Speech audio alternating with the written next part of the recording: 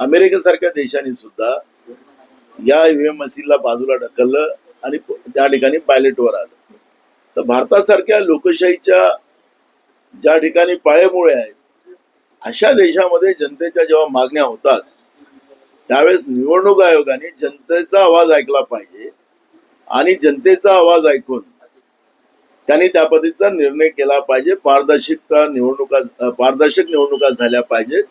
ही भूमिका सगळ्यांचीच आहे, फक्त सावजी साहेबांची, माजी मंत्री सावजींचीच नाही, तर देशभरातल्या करोडो लोकांची ही भावना आहे. त्याच्यावर दुर्लक्ष केलं जाते आणि म्हणून स्वाभाविक आहे एक स्वातंत्र्य सेनेच्या पोरांनी या पद्धतीची भूमिका मांडली असेल त्याचं मी समर्थन करत नाही, पण निवडणूक आयोगाने याच्यामध्ये दक्षता घेतली पाहिजे. लोकांमध्ये जो प्रचंड राग आहे ईव्हीएम मशीनच्या बद्दलचा, त्याबद्दलचा त्यांनी निर्णय घेतला पाहिजे. सावजींच्या त्या मर्डर करेल या शब्दाचं कांग्रेस समर्थन करत नाही.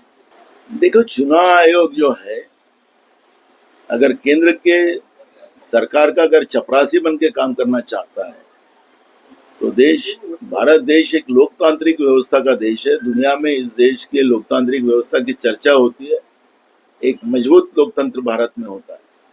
हमारे साथ जिन देशों को आजादी मिली वो देश चल नहीं सके, कई देश बंद हो चुके, वहां पे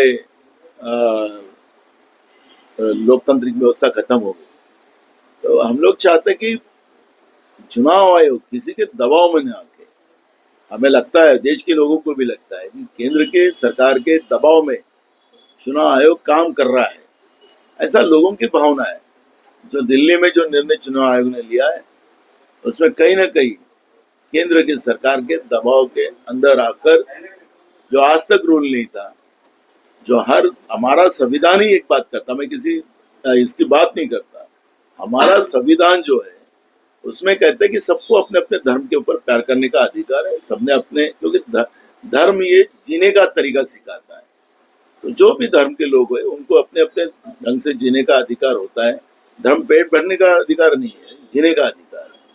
तो इसलिए चुनाव आयोग अगर नए नए इस तरह की आइडिया करती है तो केंद्र के सरकार के दबाव के आधार पे कर रही होगी, इसमें मेरे मन में कोई शंका नहीं.